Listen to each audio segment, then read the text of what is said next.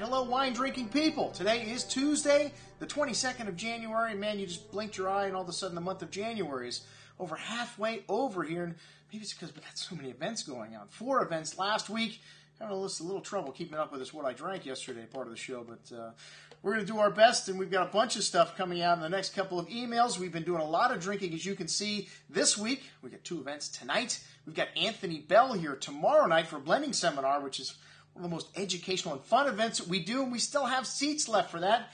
We've got a Madeira tasting going all the way back to 1802 on Friday. And we still may have a seat or 2 left for that, but one of the largest turnouts for this event. We got people flying in from all over the world for this event. Actually, you've got one guy from LA, we got someone from Connecticut, and we've got someone from out of the country coming in. I think Norway or Nova Scotia or somewhere like that, because it's not very often you get to taste these old dinosaur Madeiras. 1802. Thomas Jefferson was president when the grapes grew for that wine. All right, and then next week, a slew of events. We've got 4 events next week. A couple of once-in-a-lifetime events. We've got Giorgio Rivetti in town on Wednesday night. We've got a Clos de Tart vertical on Thursday night. And we've got a vintage Barolo tasting. You know, that's one of my favorite things here. And also, my favorite varietals is Pinot Noir and Burgundy. And that's where we're starting out next week on Tuesday night at the Edge. If you guys haven't been to one of those tastings, first tasting to start the year out, Grade La Rose. We had 3 vintages of Grade La Rose.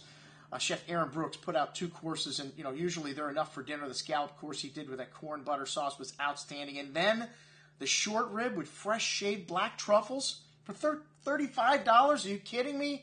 One of the best values of any venue that we do events at.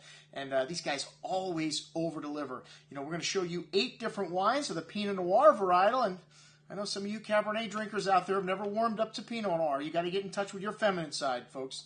And, Pinot Noir is all about elegance, finesse, and we love the smooth and silky texture that you get from this varietal.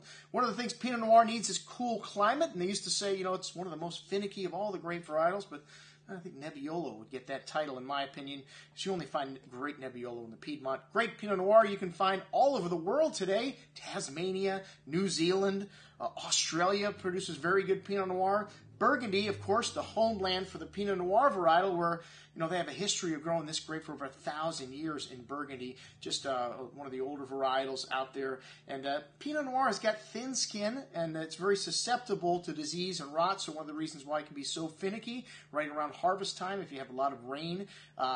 Very hard to make high-quality Pinot Noir. You also find great Pinot Noir in Oregon, and of course California and Chile, Patagonia, Argentina. Hey, we only got 8 wines tonight, so we can't cover the whole entire world, but you are going to get Pinot Noir from at least 4 different regions, and from Augustin Wine Imports, one of the great small companies in this market, bringing in some of the better boutique producers from all over the world. So check it out, our lineup of Pinot Noirs from around the world at the Edge next week. I'm your host, Andrew Lampasoni, signing off for the Wine Watch, saying remember, always drink the good stuff first.